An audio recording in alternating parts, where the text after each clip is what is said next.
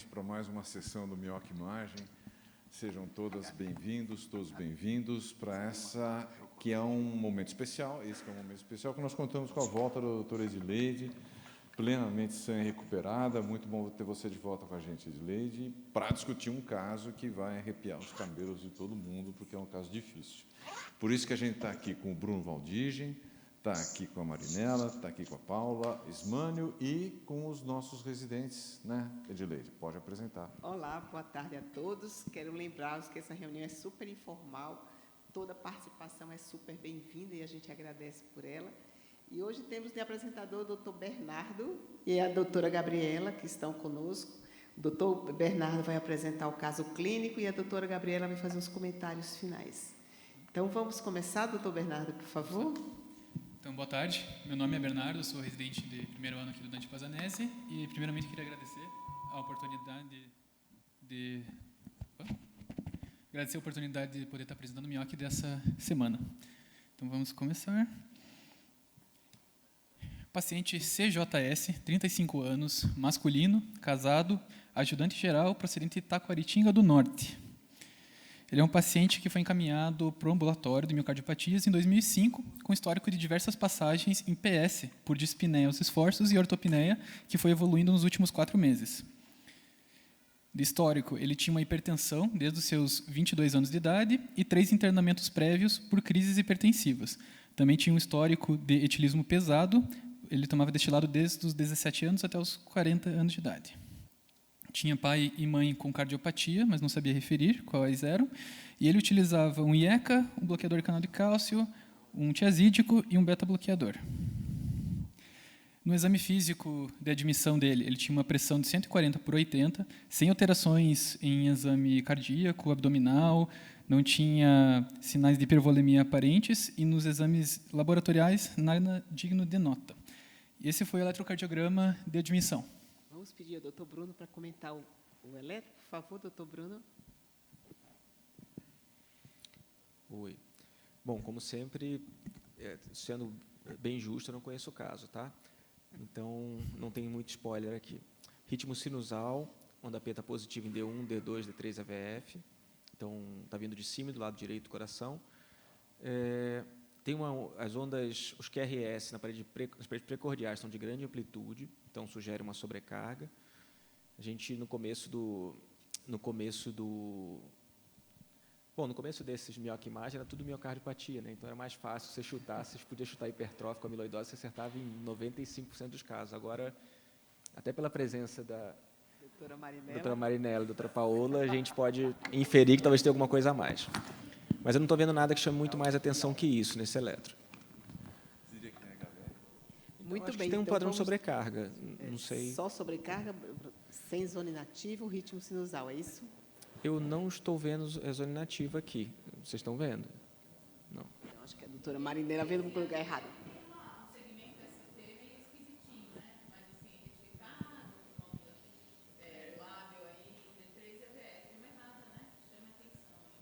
Concordo. Parede inferior suspeita. Vamos, então, convocar o nosso consultor de sempre, o doutor Fernando Scolari. Fernando, temos um paciente que internou por insuficiência cardíaca, muito jovem, né, com 35 anos de idade, não é? E que tem história de etilismo e hipertensão. Podemos culpar essas duas condições ou não? Oi, pessoal, tudo bom? Bom dia. Talvez a gente possa culpar, né? Acho que no primeiro momento é o que salta aos olhos, né? Um paciente hipertenso com pelo menos 4 drogas parece bem interessante assim nesse sentido. Eu só não peguei ele internou em 2005, né? Ele tinha 35 anos de idade em 2005 ou ele tem 35 hoje? Em 2005, doutor. Em 2005. Ele está com 45. E 47 anos agora. Aham. É um paciente bastante jovem, né? Acho que, num primeiro momento, a gente não viu o eco ainda. Eu não sei se daqui a pouco o que vai aparecer. Mas se realmente tiver insuficiência cardíaca, né, dilatado, queda de fração de ejeção, ou até mesmo um quadro de CFEP, assim, embora seja meio jovem, independente de fatores de risco, sempre tem que ligar o sinal de alerta, né? Paciente jovem com IC sempre pode ter alguma coisa a mais. E não é incomum ter outros fatores de risco. Mas, realmente, assim, hipertenso em uso de 4 drogas e um histórico de etilismo pesado, embola o meio de campo, né? Fica difícil bater o martelo assim, só com essas informações para alguma forma de etiologia, mas certamente tem que investigar, né? Também ser hipertenso com 4 drogas aos 35 anos de idade não é nada comum. Excelente. Então, a gente aprendeu com o tempo que culpar a hipertensão nos fez errar muitos diagnósticos, né? Então, no que diz respeito à amiloidose, o erro diagnóstico mais comum era a cardiopatia hipertensiva. Então, a gente, de tanto falar isso ao longo da vida, a gente começa a ficar com medo quando a gente faz o diagnóstico de hipertensão, de cardiopatia hipertensiva, mais uma vez. Mas vamos em frente, vamos ver se a gente está errando muito dessa vez. Vamos em frente. Então, esse aqui é o registro do primeiro eco do paciente, 2007. Ele tinha uma raiz da aorta um pouquinho dilatada, de 44 milímetros, um átrio esquerdo de 39, um septo e parede posterior de 10 milímetros e um VE de 57 por 43. Tinha uma fração de ejeção de 48% por Takels. E 2 anos depois, após início da terapêutica e otimização, ele conseguiu recuperar um pouco da função ventricular para 66%. A princípio, a função biventricular era preservada e não tinha alterações valvares.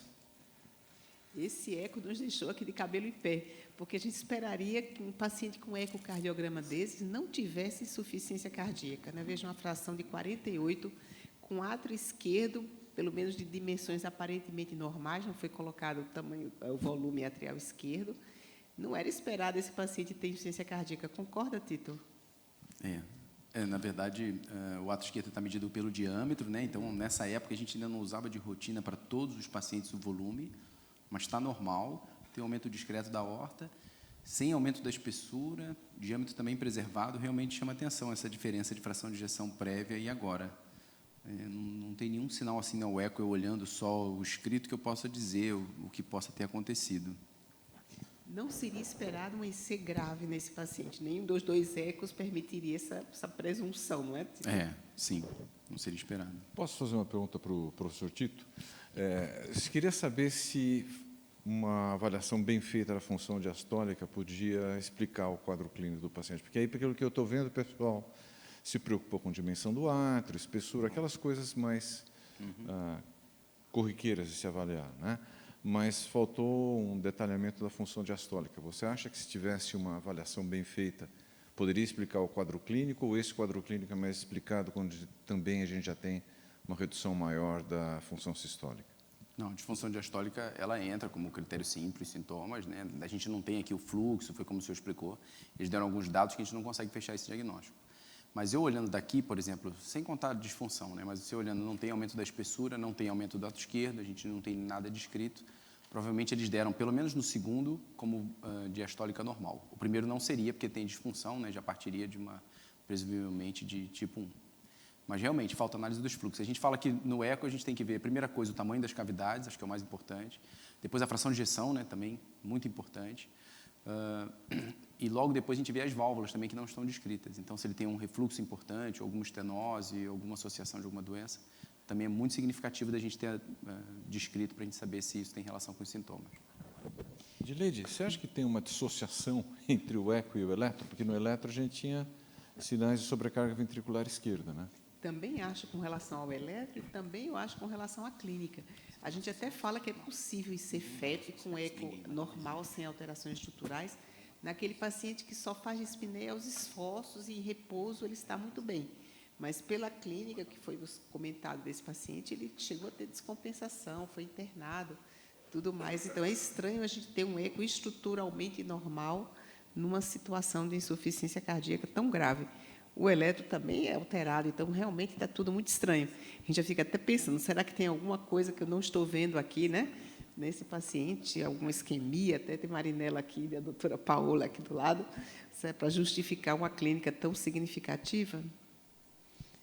Bom, vamos em frente, doutor. Sabe só uma dúvida Alguém que eu quer fazer tive? algum comentário?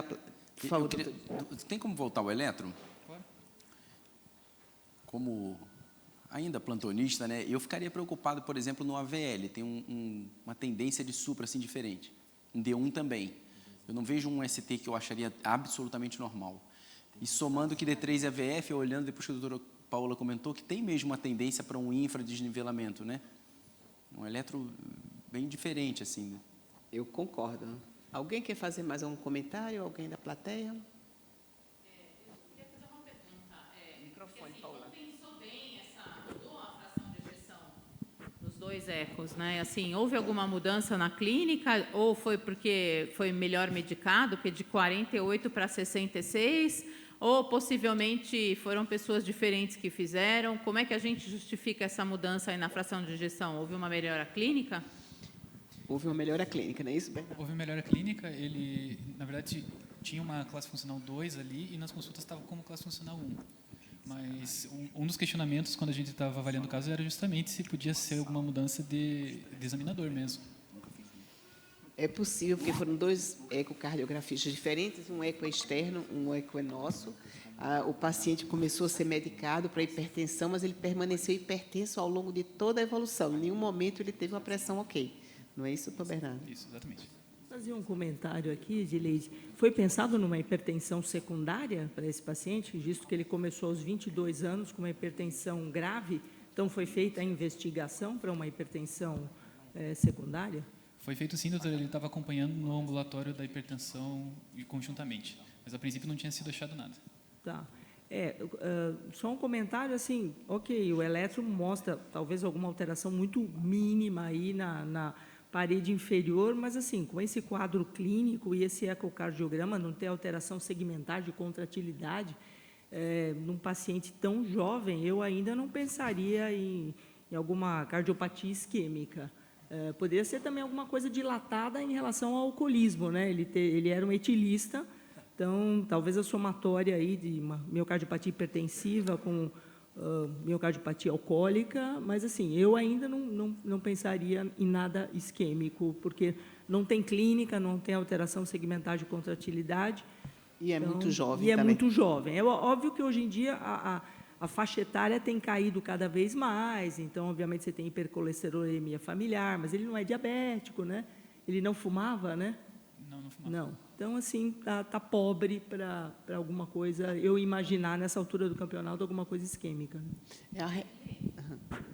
Ele tem pais, ambos com miocardiopatia, né? Pelo que eu vi na história. Com esse eletro, com esse histórico, a gente pode já, talvez, ir para um caminho já, se a gente não for pensar numa causa isquêmica de alguma doença aí com fator genético para... Sim, excelente observação, Paulo. Acho que a gente tem que pensar, apesar de geralmente a gente esperar só o pai ou a mãe, né? Ele tem os dois, né? No caso, mas acho que é bem lembrada essa possibilidade. Mas também eu lembro que a recuperação que ele teve tão boa para a classe funcional 1 lembra muito álcool e hipertensão, ou as duas coisas juntas, porque são duas etiologias que, se resolvidas, elas podem evoluir com melhora da recuperação da função ventricular. Então, eu ficaria ainda, ter esse momento, pensaria em hipertensão e álcool juntos, aí como causa dessa disfunção. Fernando, pensa diferente? Pensaria mais em genética? Não, eu penso a mesma coisa. A única coisa que às vezes a gente pode pensar diferente é a associação de etiologias, né?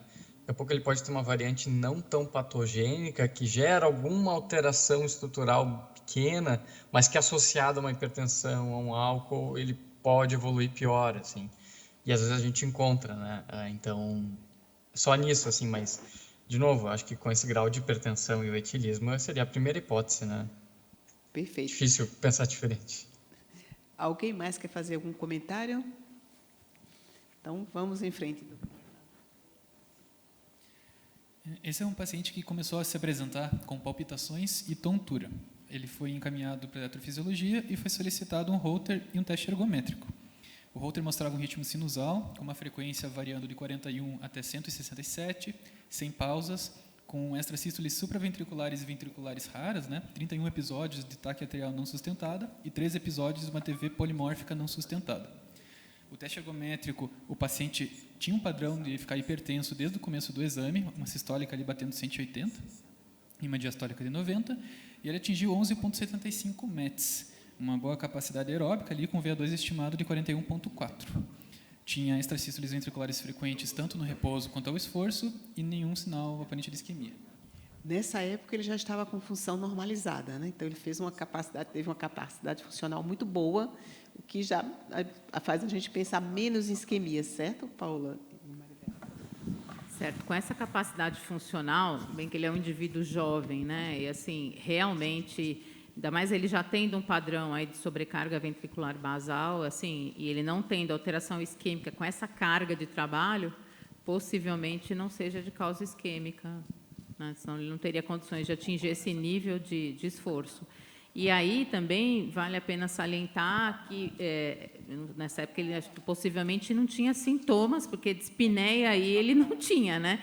Porque se ele conseguiu fazer aí 11 METs,7, possivelmente a dispneia seria reproduzida ao esforço, pelo menos um esforço máximo, se ele ainda tivesse qualquer quadro aí de insuficiência cardíaca. Perfeito. Ibrahim, algum comentário? Eu estava pensando assim, a gente sempre, além do caso estar aqui, quer dizer, tem spoiler, né, porque eu conheço o caso, mas além do caso estar na reunião, essa não é uma associação propriamente rara no Brasil, né? Alcoolismo, mesmo em níveis mais altos, e hipertenso, né? Por que não é todo que evolui assim? Então, sempre que eu vejo um caso desse, eu fico imaginando se não tem alguma coisa a mais para explicar essa descompensação, porque é muito moço, né?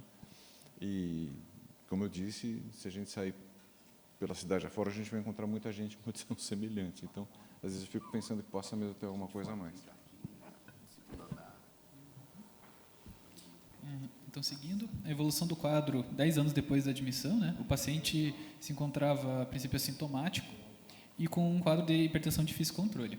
Ele foi novamente internado por descompensação da IC, perfil B em um hospital externo, e esse aqui é o registro do eco da época. Então, uma fração de ejeção um pouquinho mais reduzida em relação ao último e um pouco mais dilatado esse ventrículo, com os outros parâmetros semelhantes.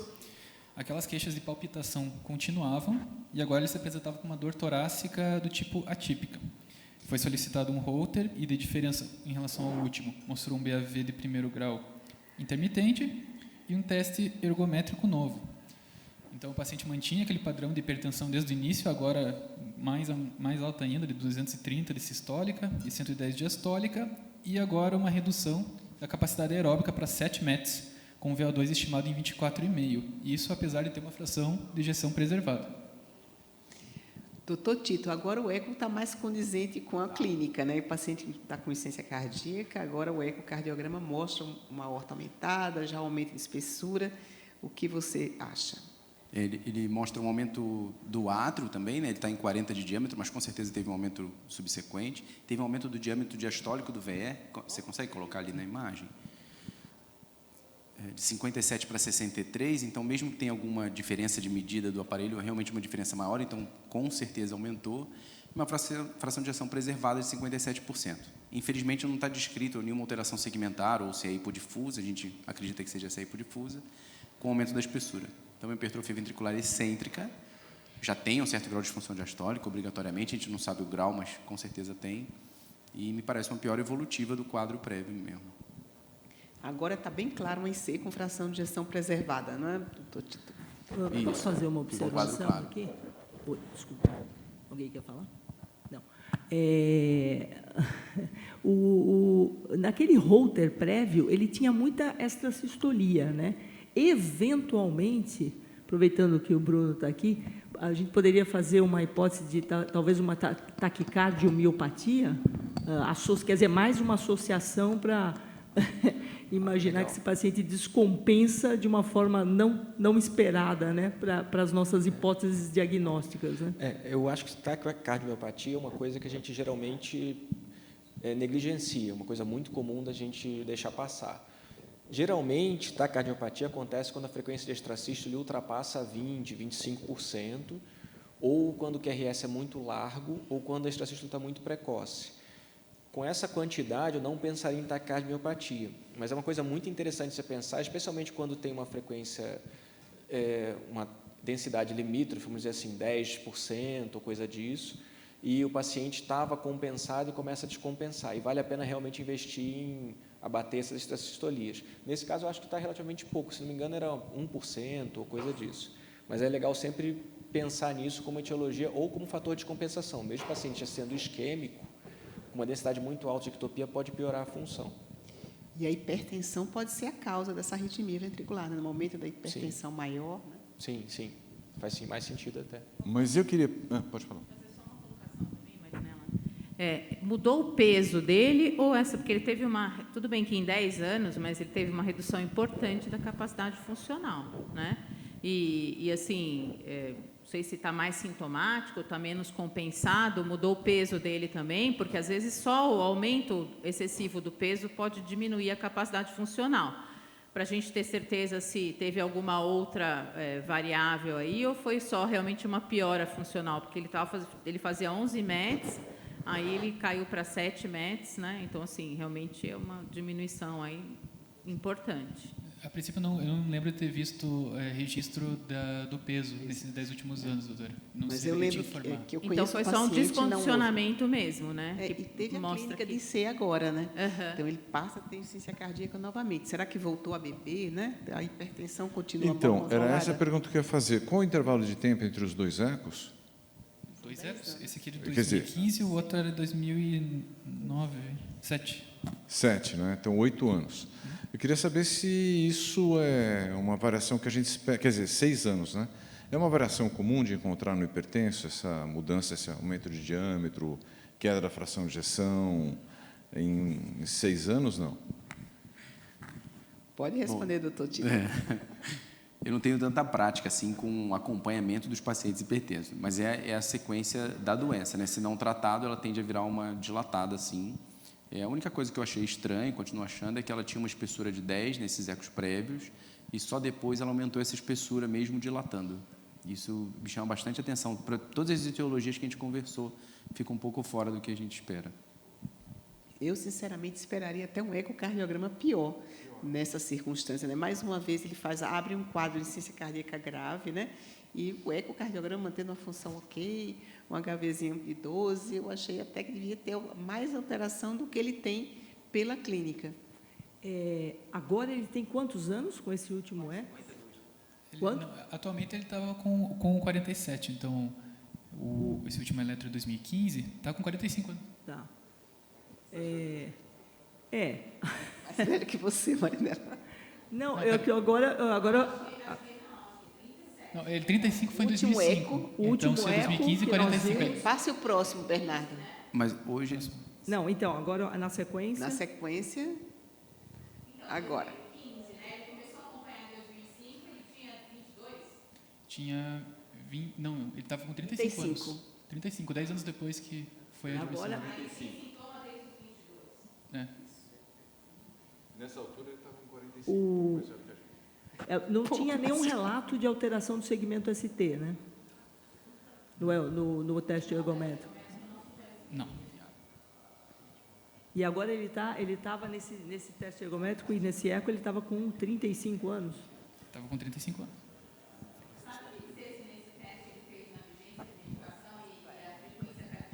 Você sabe me dizer se nesse teste aí foi um teste eficaz, ou seja, com frequência acima da submáxima, se ele estava na vigência de medicação antisquêmica ou não? Foi submáxima e estava sob vigência, doutora.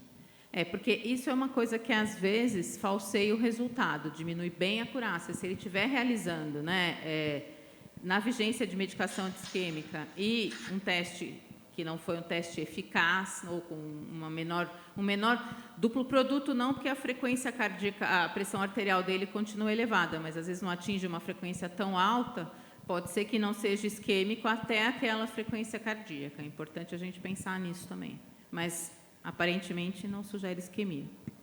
Não teve sintoma também de dor torácica no pico do esforço, né? Não. Tinha um relato de dor após o exame, mas depois, não no pico do esforço. Era uma dor ainda sempre atípica, nunca era característica. Na verdade, é até estranho tanta investigação de isquemia para esse paciente, né? Um paciente relativamente jovem, hipertenso. Você não acha, Fernando? Eu ficaria muito feliz com minhas hipóteses aqui de hipertensão e álcool. Acharia que ele voltou a piorar porque ele voltou a beber e jogaria a culpa nessas duas hipóteses e seguiria em frente. Não ficaria com tanta investigação de isquemia. O que você acha? Não, eu concordo. Algo que ele até poderia fazer assim de forma mais categórica, daqui a pouco uma angiotomo de coronários, ele é jovem, né? Acho que excluiria bem, assim, se ele vier com score de cálcio 0, né?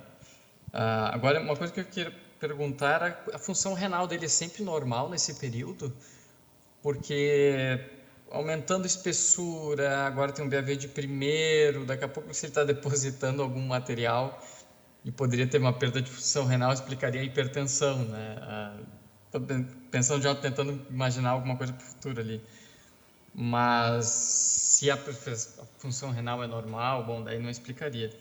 Agora, chama atenção, né? Ele está dilatando, né? O primeiro eco era 57 por 43, depois 57 por 36, melhorou a função, mas as custas de melhora do diâmetro sistólico, agora já com 63 por 43. Está aumentando, né? E eu concordo com o que o Tito falou, não esperaria esse aumento de espessura, né? 12 por 11 agora. Esperaria talvez até uma discreta redução. Então, chama atenção, não é um paciente tão comum assim, né? Acho que parece que tem alguma coisinha a mais aí. O máximo que eu vi da creatinina ali, doutor, foi 1,2. Não vi aumentos maiores que isso. Deve dar um clearance acima de 60.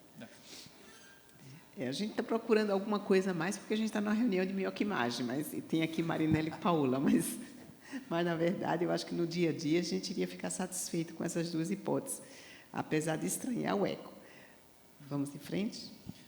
Então, fazendo racional aqui, é um paciente que tinha uma síndrome de insuficiência cardíaca, com sintomatologia de dispneia, ortopneia, uma sobrecarga ventricular esquerda ali no eletro, e uma fração de ejeção preservada, com muitas hipóteses, né? Miocardiopatia por álcool, hipertensiva. Ficou o questionamento também se os sintomas seriam equivalentes anginosos para esse paciente, apesar de não ser idoso, apesar de não ser diabético. Será que se a gente submetesse ele a talvez uma ciclomaca, poderia mudar isso? Ou ele teria apresentado já no próprio teste ergométrico, quando fez a frequência máxima, né? E quais exames deveriam ser solicitados nessa hora? Talvez uma coronariografia, um angiotomo de coronárias, como já foi sugerido, um eco com ciclomaco, uma cintila. Quer opinar, Marinela? Qual o exame que você pediria nesse momento, admitindo que a gente está realmente preocupada com isquemia? Eu estou começando a ficar preocupada com isquemia. Bom, eu, obviamente, não partiria para uma cinecoronariografia, ele não tem indicação nenhuma de fazer cinecoronariografia nesse momento, visto que ele nenhuma clínica típica ele tem, né? Sempre dispneia que ele vai mantendo, mas realmente, como diz o Fernando, tem alguma coisa a mais aí que não está casando com nada. Uma angiotomografia não seria uma má ideia, né? Para excluir doença coronária. Ou a gente gosta muito de provas funcionais, né, Paula? Uma cintilografia com teste ergométrico, ou mesmo com dipyridamol. Eu acho que eu enveredaria pelo caminho de tentar descartar uma coronariopatia para explicar um curso tão diferente, né, tão estranho. E outra, ele é um homem, agora ele está quase na faixa dos 40 anos, ele é hipertenso. Agora ele está com 45, né? Então, é um homem. É hipertenso, quer dizer, ele tem alguns fatores de risco para desenvolver a coronariopatia. Talvez ela não estivesse presente antes, mas talvez agora ela esteja presente. Então, ou eu faria uma angiotomo, ou eu faria uma cintilo. Tem que escolher, Marinela, qual dos dois? Cintilo, a escolha da Marinela. Antes de passar a palavra para a Paola, que eu acho que ela vai ganhar, o doutor Tito quer defender o eco com ciclomaca? Não, então, Entendi o papel do Judas Iscariotes. O eco tem seu papel, é um papel importante com a ciclomaca, a gente consegue avaliar a isquemia como todos os outros métodos que avaliam parte funcional, né? Só que nesse caso específico, como a gente já sabe que ele tem uma disfunção diastólica, a gente já viu a disfunção, eu consegui ver todas as alterações anatômicas, eu optaria pela angiotomografia de coronária, eu defenderia outro método, só dessa vez, né? Tá bom. Luciana, você defende qual? Não posso falar diferente, né, doutora? Na frente do Ibrahim aí. Angiotomo de coronária, doutora. Seria muito bom. Paciente jovem, não tem uma sintomatologia muito clara, eu acho que vai muito bem para ele. Acho que vai muito bem. Não teria grandes artefatos que poderiam mascarar alguma coisa. Eu acho que vai muito bem para ele. Uma angiotomografia de coronária com score de cálcio baixo e sem lesão, o prognóstico desse paciente é muito bom ao longo do tempo. Eu ficaria com angiotomo de coronária. Ibrahim, se ele tivesse trazido para você um score de cálcio de 0, você ainda iria fazer angiotomo? Faria porque o score de cálcio... Existe hoje em dia 2 tribos, assim, os xiitas e o muito xiitas em relação ao score de cálcio, mas a verdade é que o score de cálcio vai funcionar bem em pacientes que são assintomáticos para você fazer uma estratificação de risco. Esse paciente não é assintomático. E como vocês colocaram, o exame tem que ser pedido de acordo com a dúvida clínica que ele provoca. E esse paciente, a dúvida clínica que ele provoca em nós agora, nesse momento, é: existe ou não existe alteração coronária? E a tomografia vai responder isso. O que é muito claro para mim é que esse paciente não vai parar num exame não invasivo. Porque se a tomografia mostrar que ele tem alguma alteração coronária, você provavelmente vai precisar de um exame funcional para dizer o grau de repercussão que ela tem e ver se o achado da toma explica a clínica que ele tem. Mas, inclusive, no rol da ANS, uma das indicações de angiotomo é paciente com uma insuficiência cardíaca de causa não explicável, que é vez que a doença coronária mais prevalente causa de insuficiência cardíaca no mundo. Paula, agora a sua vez. Você ganhou, né? A gente sabe que o exame que foi feito foi mesmo a cintilo. Então, eu acho que a cintilo tem muito a contribuir aí, né? Porque, na verdade, o que a gente quer saber, talvez, não é só se ele tem doença coronária obstrutiva, mas se ele tem isquemia, e é a isquemia que está causando essa disfunção, né? Então, assim, durante o esforço, porque ele até pode ter obstruções não significativas na angiotomo e, assim, que não vão explicar essa piora da função e esses sintomas. Então, a prova funcional ela vai permitir, né, que a gente comprove isso se o preparo for adequado, né, porque aí é um exame diagnóstico. Eu realmente tenho que excluir, assim, suspender todas as medicações anti-isquêmicas, né, não é um teste terapêutico. Isso que o pessoal precisa estar bem claro, porque senão eu faço um teste com o preparo inadequado e eu não vou ter a resposta conclusiva. Eu vou ver também capacidade funcional, se for com exercício. Eu vou ver, ele já é um paciente com arritmia, mas arritmias desencadeadas pelo esforço ou não, né? E mesmo até posso verificar melhor esse comportamento da pressão arterial para eventualmente programar um tratamento, né? Se é um indivíduo relativamente jovem, que no dia a dia vai estar fazendo mais atividade física, é bom que a gente veja se ele está, né, qual é o nível de pressão que chega. Mas, principalmente, eu vou ter informação de alteração passível de isquemia ou não, com que carga de trabalho, né, para poder verificar, carga isquêmica, para eu poder tentar, no auxílio ao manejo clínico. Então, acho que vai dar, e até verificar se é uma coisa localizada, né? Vai até ajudar a ir bastante sobre maneira no manejo. Eventualmente, se ele fizer uma angiotomo de coronária, possivelmente, a menos que sejam lesões muito importantes, né? Ele vai também, essa dobradinha aí, angiotomo e cintilografia, é o que é muito utilizado, né, Ibrahim? Mas se a gente for escolher um exame só, possivelmente, pelo fato de estar investigando isquemia e também auxiliando aí no manejo, e já vendo a repercussão funcional, pensando num posterior manejo clínico, acho que a cintilografia está super bem indicada aí.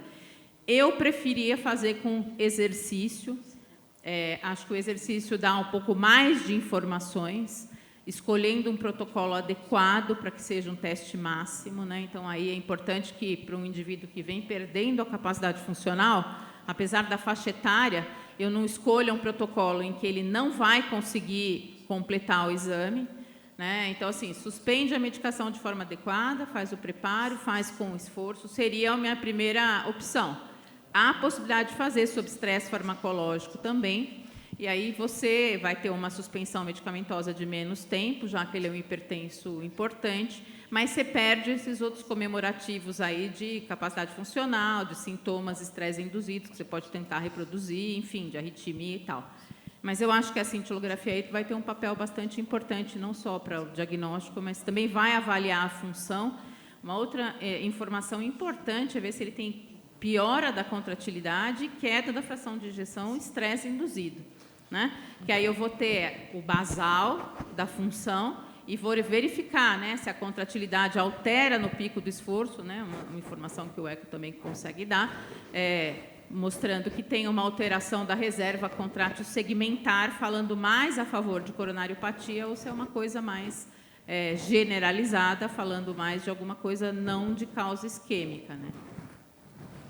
Perfeito, mas eu ficaria muito receosa de retirar a medicação desse paciente, que já foi internado 2 vezes por crise hipertensiva. Eu não sei se eu concordaria em deixar sem talvez remédio. medicar sem ser com anti-isquêmicos, né? Isso é uma coisa que a gente até sugere, porque tem medicações, tipo, se ele tiver com losartana, coisa não vai atrapalhar na subida da frequência cardíaca. Só para jogar um temperinho, dar uma discussão, tem um estudo chamado IMAGE-HF, que ele randomizou os pacientes que tinham insuficiência cardíaca e poderiam ter doença coronária para fazer CAT ou tomografia, e depois revascularizou baseado nos achados. E eles classificaram da seguinte maneira: quando o paciente tinha um risco muito alto, eles faziam CAT, e o CAT se mostrou custo-benefício, sem exame funcional depois. Para os pacientes de risco intermediário, valeu isso para a tomografia. Por quê? Porque a gente admite que, se existem lesões graves que estão associadas com defeitos contráteis nas regiões irrigadas por aqueles vasos, você já tem uma documentação de que aquela parede bate mal. Então, essa é uma abordagem. Esse estudo foi publicado em 2019. E aí é uma coisa que a gente pode avaliar. Então, é uma situação. Esse paciente, eu defendi angiotomo porque a gente não tem certeza que ele tem doença coronária. A gente acha que ele pode ter, mas pode ser que ele não tenha.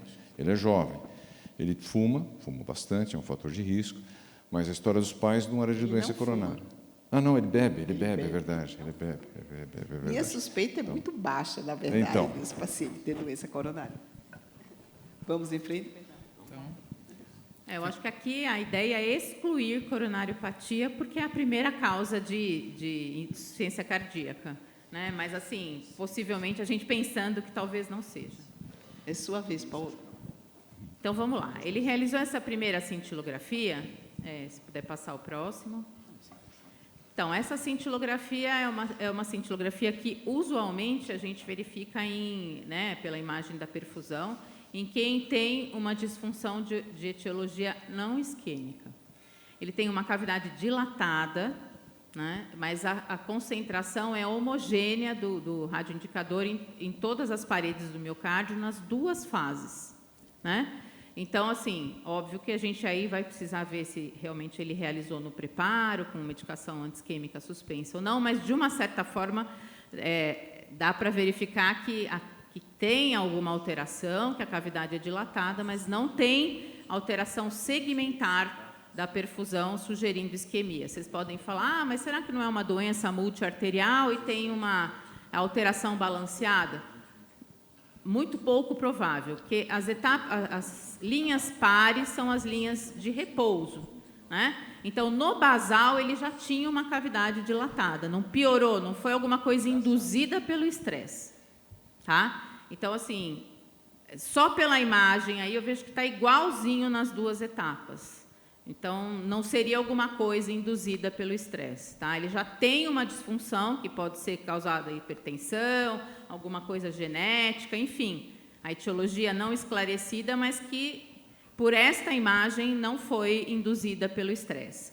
Aí, se você puder passar a próxima, não sei se você consegue pôr o cineminha aí, vamos ver se está rodando.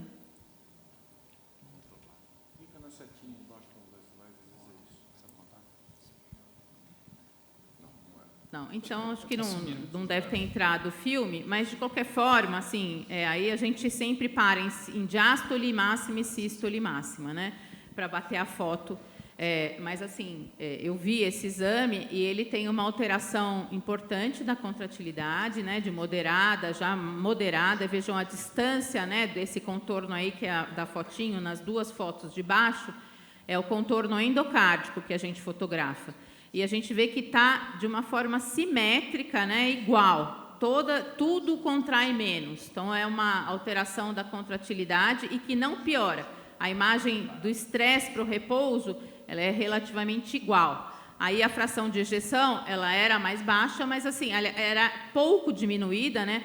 Então, assim, se eu olhar aquela cavidade e olhar, eu não estou vendo aqui a fração de ejeção, mas deve estar na faixa dos 40, 45, não menos do que 40%, porque eu ainda vejo uma alteração da contratilidade, uma contratilidade relativamente preservada. Quando tem abaixo de 40, quando a gente vai fotografar, está muito grudado nesse contorno aí endocárdico. Mas é uma coisa difusa, global, que não foi induzida pelo estresse. Então, a contratilidade, que aí não está rodando, mas ela realmente deve ter uma disfunção mantida basal e pós-estresse. A fração de ejeção aí quanto era? Acho que era 48, né? 45? 52% e 51% após. Então tem uma alteração aí discreta a moderada, né? da contratilidade, mas de forma difusa, não induzida pelo estresse.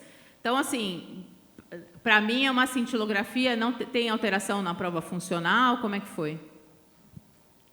A prova funcional foi estresse de piridamol, Foi teste ergométrico e não foi tem normal. alteração, né? Então, assim, para mim é um exame que afasta isquemia. Perfeito. Esse é o primeiro exame dele, né? Que foi em 2008. Ele fez um segundo exame. Esse foi 2015, doutora. 2015. Esse foi 2015 e esse foi um teste que foi interrompido também por exaustão. Vejam, não tem queda da fração de ejeção, interrompido por exaustão, não sei qual foi a carga de trabalho, mas nem o eletrocardiograma não teve sintomas e nem tem alterações segmentares da perfusão ou da função, da contratilidade. Então, é um exame que realmente afasta a isquemia. Então, seguindo, o paciente evoluiu no ano de 2017, então 2 anos após, novamente com um quadro de dispneia, classe funcional 3, sinais de congestão sistêmica, tinha sido encaminhado de outro serviço com eco externo com uma fração agora de 20%, sendo que no anterior estava de 57%. E uma hipocinesia difusa. Aí fica esse questionamento. Seria solicitado um CAT num paciente que tem queixas atípicas e uma queda tão importante assim da fração de ejeção em pouco tempo? O que deveria ser feito? Vamos colocar em discussão novamente. Agora, uma terceira fase que esse paciente apresenta. Agora, ele perdeu significativamente função sistólica, mas é um paciente que não controlou a hipertensão ao longo do tempo. A etiologia não era isquêmica, que a doutora Paula nos garantiu que não era isquêmica. E agora, perdeu fração de ejeção. Fernando, pediria CAT agora? Desistiria da isquemia? Muita dúvida, assim. Acho que ainda assim, a gente nunca viu disfunção segmentar. Na verdade, antes eu faria um novo eco. Eu faria um novo eco, assim, né, por essa perda de função de fração e tal, para confirmar os achados. E a gente nunca viu disfunção segmentar para ele, né? O que é bastante curioso, assim, para pensar em isquemia, né? Embora a gente às vezes veja pacientes isquêmicos já numa fase mais terminal, uma hipocinesia difusa, né? Claro, quando o paciente entra numa fase de ser mais avançada, ele tem uma nova internação, ele tem uma fração bem reduzida, a gente sempre acaba tendo uma tendência de ser mais agressivos, né? Ser mais invasivos, porque nessa fase qualquer pequena diferença às vezes pode fazer, né, ter um impacto para o paciente em termos de sintomas, em termos de sobrevida, né? Mas eu confesso que eu estou bastante cético com uma etiologia isquêmica aqui por essa evolução. Acho que é sempre bem pontuado que ele é um hipertenso crônico, bastante hipertenso, né? E teve aquela história de etilismo, não sei se ele seguiu, mas é um fator de risco bem importante, assim, é essa hipertensão muito mal controlada que pode gerar as lesões coronarianas que a gente conhece. Se ele tiver uma questão isquêmica, imagino que seja algo até mais central, algo talvez até de 3 vasos, assim, não pensaria num território específico, uma lesão muito específica, né? Então, fico na dúvida se a gente não tiver nenhuma outra etiologia e se tiver algum fator que possa sugerir, aí eu faria um CAT direto, não faria mais prova funcional. Acho que nessa fase eu pelo menos gosto de ser mais pragmático, assim, e direto para o CAT. Perfeito. Mas confesso que eu tenho dúvida. Eu não sei se eu pediria. Temos o ecocardiograma completo desse paciente agora, Bernardo? Você trouxe? Tenho depois um de 2019, doutor. Aqui foi feito uma beira-leito. Eu fiz até o comparativo aqui. Quer que eu coloque? Mas não tinha nenhuma alteração regional. Deixa eu ver. Fiz um comparativo aqui. 2015, fração de ejeção de 57. Foi feito uma beira-leito aqui, que é o único que a gente tem registro, com 19% e sinais de hipertensão pulmonar. Com uma melhora só parcial 6 meses depois desse internamento. A aorta cresceu mais ainda, né, Tito? Olha, a aorta maior, o septo está em 11 e a fração de ejeção caiu. Nossa, para mim, eu jogava a culpa da hipertensão. O ato esquerdo cresceu, né? O diâmetro diastólico está em 75, né, bastante aumentado.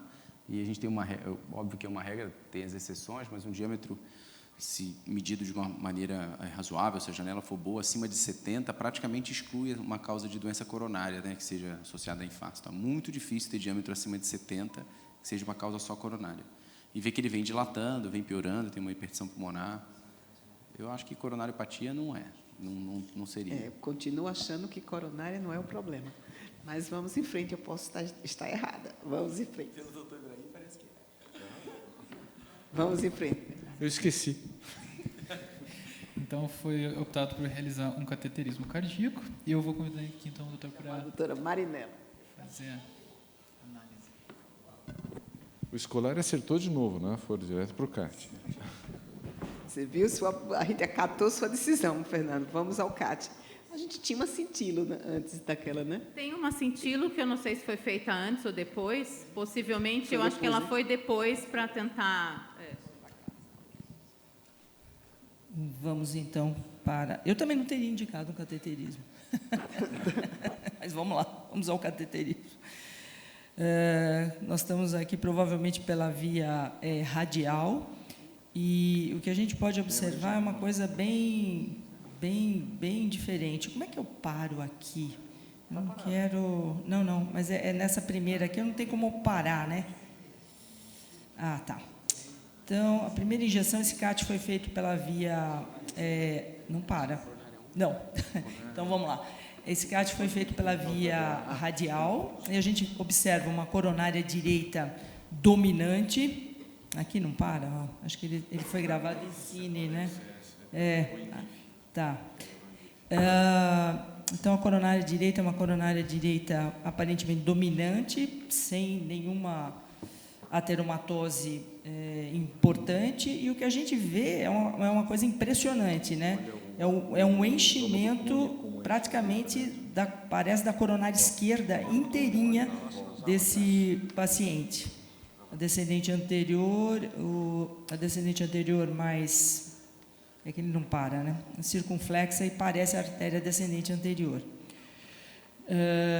Aqui, então nós temos a coronária direita, e a coronária direita parece ter uma conexão direta, né, com os ramos da coronária esquerda. Aqui fica um pouco difícil a gente saber exatamente. Aqui parece ser a artéria circunflexa, parece ser um grande ramo marginal, e a gente vê, talvez aqui, ou é um marginal muito pequeno, ou é o ramo septal da artéria descendente anterior. Mas vamos em frente aqui. Outra imagem extremamente impressionante, né?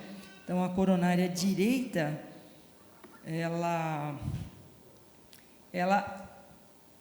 como que enche, ou por colateral, a coronária esquerda inteira, ou, eventualmente, isso aqui é uma anomalia congênita, né? A gente não poderia descartar. Ou esse paciente fechou o tronco da coronária esquerda e, por uma coronariopatia, e a coronária direita dá uma colateral que eu nunca vi dessa forma, enchendo a coronária esquerda total, ou, eventualmente, porque essa colateral, ela realmente é muito peculiar, né? A gente não costuma ver colateral dessa forma, a gente vê uma conexão entre a coronária direita e a coronária esquerda. Pode ser uma anomalia coronária, atresia congênita de tronco, ou, eventualmente, né, depois a gente foi pesquisar, talvez uma coronária direita, uma coronária única, né? Isso pode acontecer. É muito raro, isso é muito raro, vai ser depois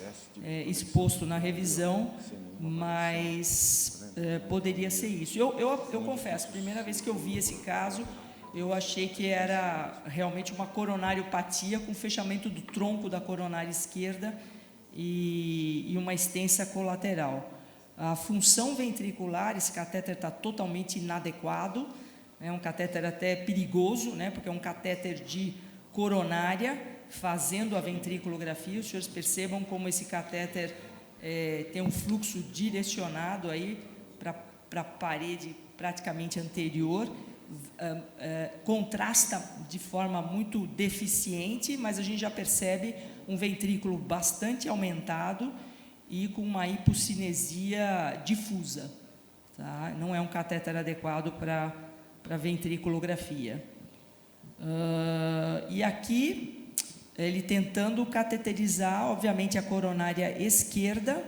Esse é um cateterismo de fora, né? A gente não tem acesso a como foi feito esse cateterismo. Se o cateterismo é feito de forma tecnicamente inadequada, realmente a gente não faz diagnóstico. Mas, aparentemente, ele tentou injetar na coronária esquerda. A gente veria o tronco da coronária esquerda aqui, talvez em oblíqua à esquerda, talvez ele estivesse procurando uma spider, e a gente realmente não vê a coronária esquerda. Então, um tronco fechado por coronariopatia, às vezes a gente vê troncos de coronária esquerda absolutamente fechados, com circulação colateral proveniente da direita. Uma atresia de tronco de coronária esquerda, ou realmente que é uma anomalia congênita, ou uma coronária única, né? A coronária direita perfundindo o coração inteiro desse paciente.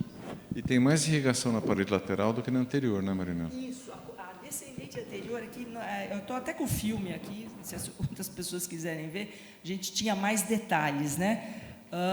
A descendente anterior parece esse ramo muito pequenininho aqui, ela parece hipoplásica, né? Parece que tem uma circunflexa gigantesca. Aqui nessa imagem, olha.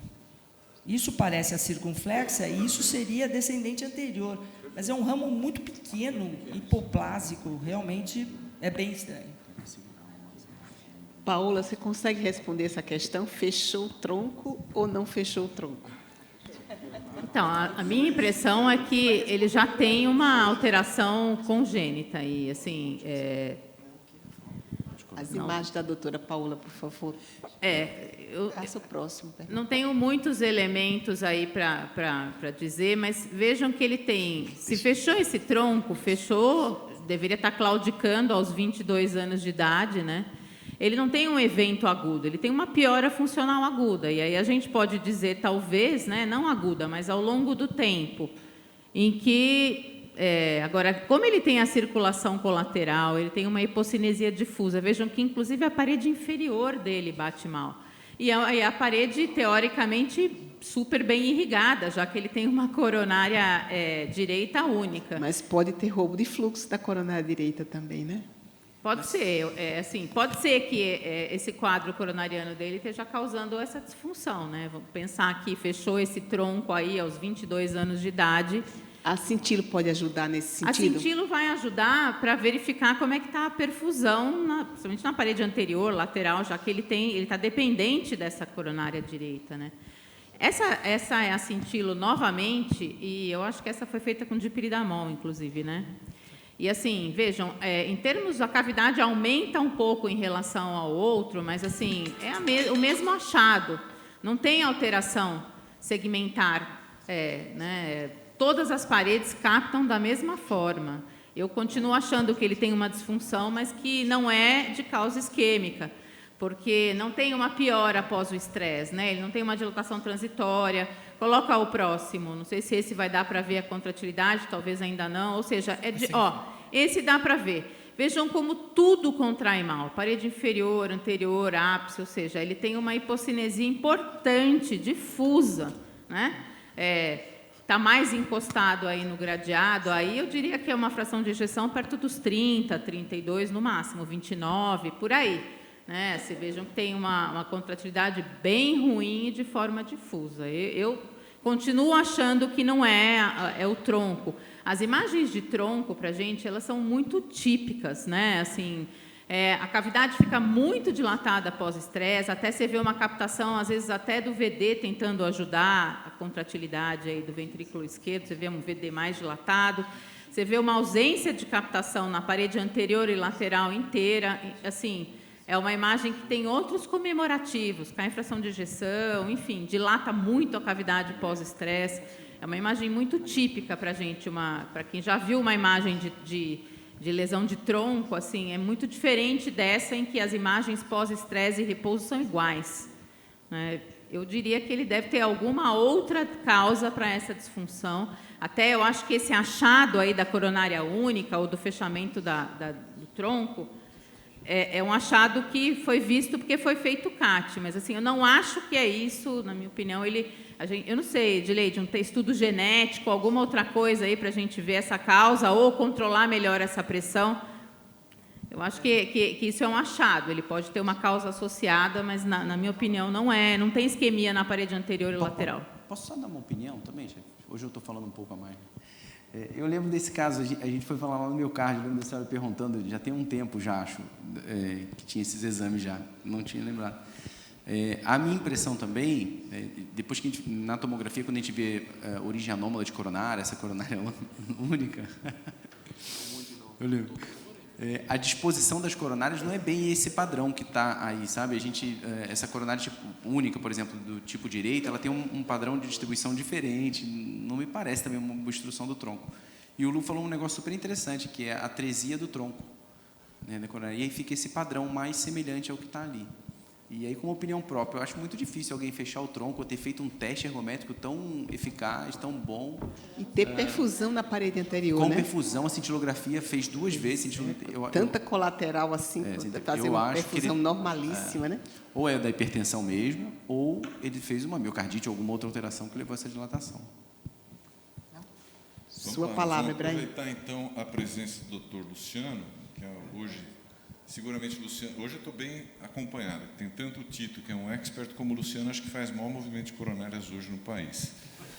Mas eu vou precisar de ajuda, porque essa tomografia é difícil e foi feita fora daqui do Dante. Então, nós não temos todas as informações do exame, mas a gente tentou fazer algumas técnicas de pós-processamento. Esse pós-processamento da direita veio de fora e já chama atenção 2 detalhes que a cinecoronariografia já tinha chamado. Primeiro, coronária direita bastante calibrosa. Segundo, que para ver, né, Tito, Luciano, se a gente estivesse vendo um exame habitual, para ver tão bem a coronária direita, deveria aparecer alguma artéria no sulco atrioventricular, no interventricular, perdão, e alguma coisa aqui. Mas vamos lá. Vamos começar olhando as imagens axiais, aorta ascendente, descendente, átrio esquerdo, isso aqui não é trombo, é só a fase do enchimento, e já vai começar... Cadê o trombo? Não tem trombo. Mas tem aqui a coronária direita. E olha aqui, aparece uma artériazinha aqui. Tá? Mas olha, esse ramo aqui, eu vou procurar voltar, porque é uma coisa realmente interessante esse aspecto. Prestem atenção, no meio do septo interventricular, vai aparecer um ramo, que é um ramo septal, mas olha de onde ele vem. Acompanha esse raminho da direita. Tá? Olha aqui, esse raminho ele vem daqui. Olha, é um septal que nasce da direita, que não é exatamente uma coisa que a gente vê sempre. Essa imagem aqui, nessa reconstrução feita das imagens, mostra um aumento bastante expressivo da cavidade, espessura que não é pequena, e notem, por favor, a diferença do padrão de trabeculação entre a parede lateral e a parede septal. Notem que a parede lateral e inferior mantém o padrão de trabeculação, que é absolutamente liso na parede septal. Então, eu concordo com o diagnóstico, isso veio do colega que fez o exame, de coronária única. Apesar do exame ter sido feito fora, nós tivemos a oportunidade de fazer algumas reconstruções aqui na casa, e uma delas foi essa, que mostra aquilo que, a princípio, pelo menos para mim, acho que o Luciano, pelo que ele deu de sinal a entender, e o Tito comentou também, pensariam, que é uma atresia de tronco. Porque é muito difícil, o Bruno estava perguntando para mim, é muito difícil a gente ver essa quase continuação da coronária direita, que com esse vaso, né, o tronco da coronária esquerda está aqui, com esse vaso que vai subir o sulco atrioventricular esquerdo. Mas notem também, como eu já tinha feito essa imagem, eu perguntei para a Marinela de propósito, que essa colateral vem, irriga e segue o território de algum ramo diagonal e da artéria circunflexa, mas pouca irrigação existe no território da artéria descendente anterior. Existe fundamentalmente aquela colateral que é daquele ramo que vem da coronária direita e se projeta em relação ao septo. Além do aumento das dimensões e da espessura parietal, existe também um aumento de cavidade com redução acentuada da contração. Acreditem, essa imagem da esquerda é final de diástole, essa do meio é final de sístole. Né? Devia ter escrito para a gente perceber a diferença. E aqui a gente percebe de novo aquela mudança do padrão de trabeculação. Tentando responder, até porque encontrei a Marinela hoje de manhã lá na frente, e ela perguntou do caso, eu falei, olha, eu vou tentar fazer uma reconstrução, né, Marinela, para ver se eu vejo melhor a saidinha do tronco. E o que eu vejo na saída do tronco é a nada. Não vejo nada no local onde deveria ter o tronco. Vejo a saída de direita, não vejo aqui. Aí fiz essa reconstrução, Tito, Luciano, para a gente tentar imaginar que o tronco sairia daqui. Olha, não tem nenhuma sombrinha de tronco. Então, por isso, quando o Luciano e o Tito pensaram na possibilidade de agenesia de tronco, foi aquela possibilidade que me parece mais razoável, com um vaso que sobe diretamente da direita em direção ao território da circunflexa e solta esse vaso colateral em relação ao septo, que é responsável pela irrigação. Um caso corriqueiro que a gente costuma ver de 8 a 10 por semana. Muito comum. Deixa eu fazer uma pergunta. Nas origens anômalas, isso que chamou atenção, porque a coronária direita, ela parece que tem uma conexão distal. Isso não é comum da gente ver em origem anômala. Porque eu fui estudar depois as origens anômalas todas. Então, a origem anômala mais comum que os nossos residentes veem é a circunflexa saindo da coronária direita, e isso é um achado, a gente faz angioplastia, até, etc. Depois, outras origens anômalas. Teve aquele garoto de 14 anos, lembra? Como é que é? Teve um garoto de 14 anos que tinha uma dislipidemia familiar, tinha placa grave na circunflexa que saía da coronária direita. Que era anômala, exatamente. E aí, depois, você tem uma origem anômala mais comum, que é a direita saindo do seio coronário esquerdo, e a mais rara ainda é a coronária esquerda saindo do seio de Valsalva direito. Então, eu deveria haver uma origem alta, e não essa conexão tão distal. Por isso que a gente pensou em atresia de tronco. Colateral, né? Por isso que a gente pensa em atresia de tronco, porque quando tem essas conexões muito bizarras, a gente pensa em alguma coisa assim. Por exemplo, se você tem aqueles casos em que você tem, às vezes, a genesia da porção proximal da DA, porque a formação embriológica, o tronco sai de um lugar, a porção proximal da DA nasce de outro. Então, existem alguns casos raros em que você tem a genesia da DA, tem um pedaço do tronco e tem a porção distal da DA normal. E aí vem um vaso da direita e a gente acaba fazendo tomo. Eu ia falar, a gente faz muita tomo, né? Nos casos que tem isso, a gente acaba fazendo tomo para ver se o trajeto dele é anterior à via de saída do ventrículo direito ou posterior à via de saída do ventrículo direito. E aí a conexão parece essa. Parece que alguém emendou, né? De fato, alguém emendou um vaso no outro, ele está saindo do outro lado. Mas o seu diagnóstico aqui seria qual? Atresia de tronco. Atresia Coronária de única tronco, com atresia então. de tronco da coronária esquerda. Você acha, baseado nessa sua angiotomo e nessas imagens aí, que eu vou te dizer, eu acho que até vou querer uma para pôr em casa, de tão linda que está essa foto, hein? Você é um artista, parabéns. Mas, assim, você acha que essa é a causa do descompensamento e da disfunção? Você acha que aí a ressonância teria algum papel? O nosso tempo está esgotado, infelizmente, eu não vou poder responder. Não sei mesmo. Eu estava esperando encontrar, não tinha visto a cintila, eu estava esperando encontrar a isquemia. Mas, sem documentar a isquemia, é difícil a gente ver. E o que eu chamei a atenção do padrão de trabeculação é quando você tem tanta trabeculação numa parede, ela está sofrendo. Ela tem mais trabeculação na lateral do que na anterior. Então, eu não sei. Talvez isso possa ter jogado um papel a mais, ou, de fato, talvez isso tenha sido um achado numa pessoa que tem uma cardiomiopatia alcoólica piorada pela hipertensão maltratada. Poderia, mas não provoca isquemia, né? Ele fez a prova isquêmica e não tem. Se a gente tivesse achado isquemia, aí a gente poderia bater o martelo, porque ela parece realmente hipoplásica. Mas, às vezes, pode ser aquelas coisas que a gente vê de colateral, que é muito pequenininha, que você mal enxerga, mas não tem isquemia, a parede contrai bem.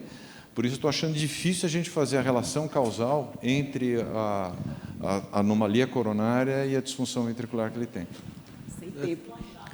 Precisa ser. Não tem tempo. Vamos lá, Bernardo, por favor. Eu queria 5 minutinhos só, Gabriela. Você consegue terminar? Certo. Só para finalizar, então, esse paciente não teve mais internamentos depois de 2017. A última consulta dele foi agora em abril, foi começado em Tresto, melhorou um pouquinho a otimização terapêutica e foi considerado encaminhamento para o setor de transplante cardíaco. Ok. Obrigada. Né? Vamos lá, Gabriela, 5 minutos só. Eu posso só fazer uma pergunta? É porque a gente já está sem tempo, desculpa. Já estamos passando do horário. Fala. Depois a gente responde sua pergunta. Olá, boa tarde. Meu nome é Gabriela, eu sou R1 de Clínica Médica do Hospital Heliópolis. Prometo ser um pouquinho breve, né? Falar um pouquinho sobre coronária única. A origem anômala da coronária normalmente é uma alteração congênita extremamente rara, ela varia de 0,3% a 1,3%, dependendo da literatura onde a gente procura essa referência. Mas, tratando de coronária única, que é a anomalia que o paciente apresenta, vai de 0,019% a 0,4%. E aí, quando a gente fala de coronária única direita, que é a dele, a incidência é 0,0008%. É um pouquinho mais frequente quando a gente procura nos pacientes com outros defeitos cardíacos, como tetralogia, a gente falou, ou transposição de grandes vasos.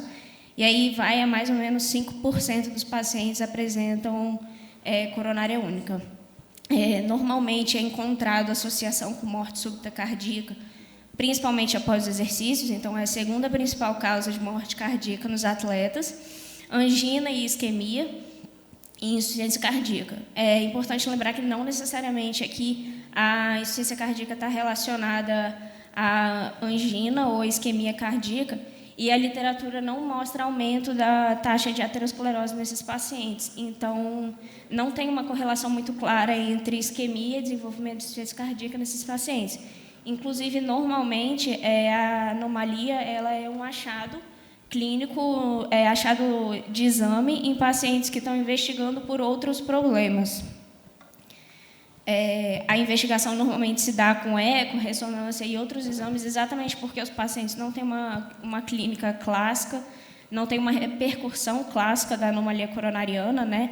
E aí fica o debate entre fazer um cateterismo ou angiotensina. Realmente, a literatura fala que a angiotensina é um pouquinho melhor para ver a anatomia do paciente, principalmente porque no plano bidimensional o CAT fica um pouco dificultado para achar esse diagnóstico.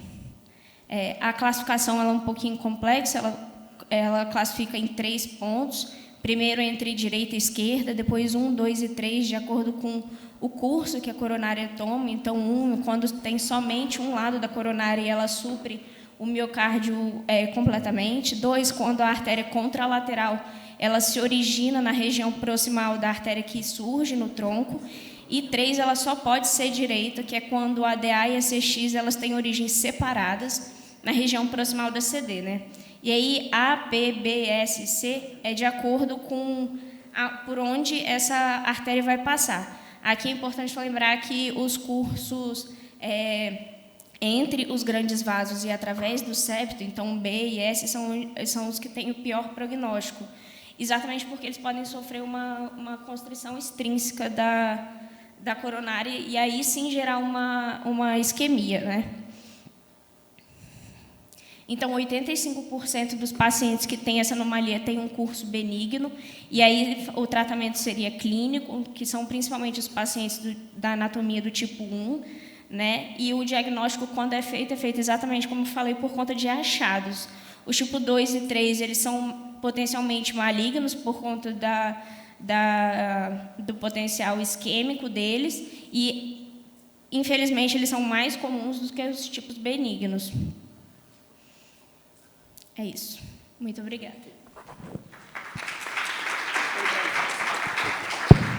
Muito obrigado. Foi uma revisão bem objetiva, mas bastante boa. A classificação até fotografei, você viu.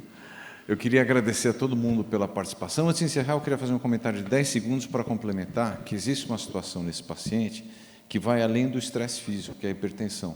Talvez uma crise hipertensiva você possa aumentar tanto a tensão da parede, principalmente aquele ramo que vai dentro do septo, que você pode provocar uma isquemia que vai além do exercício, então pode estar jogando uma gênese nisso, não tem dúvida. Mas a disfunção dele é global, não é só de parede anterior, né?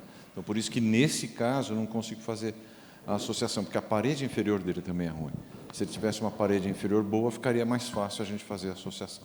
Mas eu queria agradecer a Paula, Marinela, Bruno, Caso lindo, hein? Bernardo, Parabéns. Gabriela, agradecer aos nossos assessores, o Tito e o Luciano, e o escolar, acho que está na última semana de Canadá, é isso?